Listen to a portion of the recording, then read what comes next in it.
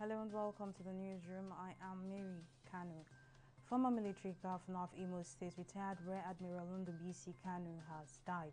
The former naval chief, who was 77, was reported to have been ill for a long time and passed on earlier today in a hospital. In 1975, Kanu was the only Igbo person appointed into the Supreme Military Council (SMC) and was the only governor and was also the governor of Lagos State in 1977 and was also a member of the pro-democracy group, the National Democratic Coalition (NADECO), which fought for the revalidation of the late Moshood Abiola's annulled June 12, 1993 presidential mandate.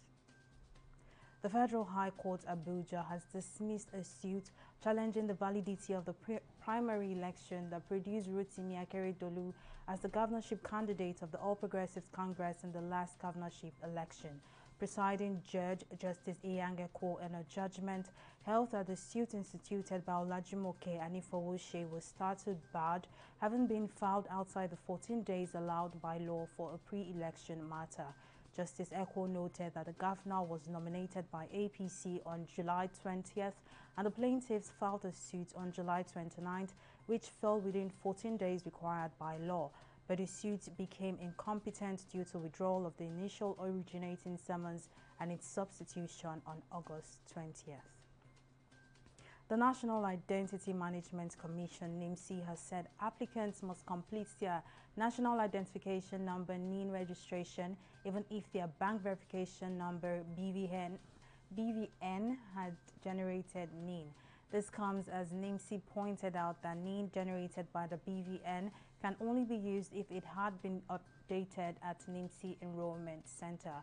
This disclosure was made by NIMC in a statement through a tweet post on its official Twitter handle on Tuesday. NIMC in its statement insists all affected applicants must visit any of the NIMC enrollment centers to update their biometrics and validate their NIN.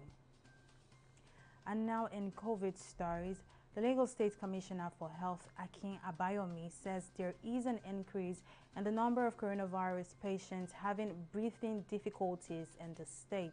This is as the Lagos State government has activated an oxygen plant within the premises of the Infectious Diseases Hospital Yaba to provide swift support to COVID-19 patients who require oxygen therapy.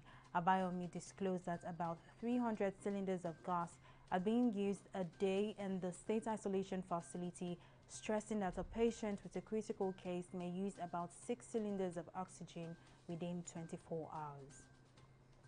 And in business, the Minister of State, Industry, Trade and Investment, Mariam Katagum, has disclosed that over 300,000 beneficiaries under the payroll support scheme and 166,000 artisans have benefited from the federal government survival fund program. Katagum made the statement during the first MSME stakeholders meeting in 2021, which was held on Tuesday and was attended by the Vice President Yemi Osinbajo and other key stakeholders.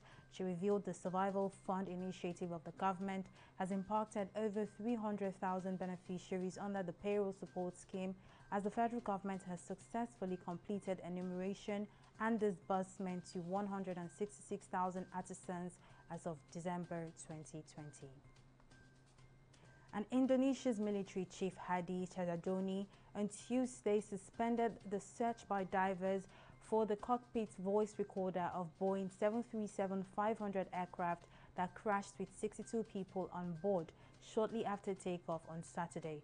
The search in the Java Sea had to be halted due to bad weather that whipped up waves of up to 2.5 meters in height. Divers had retrieved the plane's flight data recorder FTR from the seabed on Tuesday, and officials say they had also found the beacon that was attached to the cockpit voice recorder CVR. And now in sports, Super Eagles midfielder Alex Iwobi has expressed delight over his goal against Wolverhampton Wanderers in their English Premier League encounter on Tuesday. Everton winger opened scoring for Carlo Ancelotti's side in the 6th minute, which made it Iwobi's maiden goal of the campaign and the first since he scored in the 3-2 home win on September 1, 2019.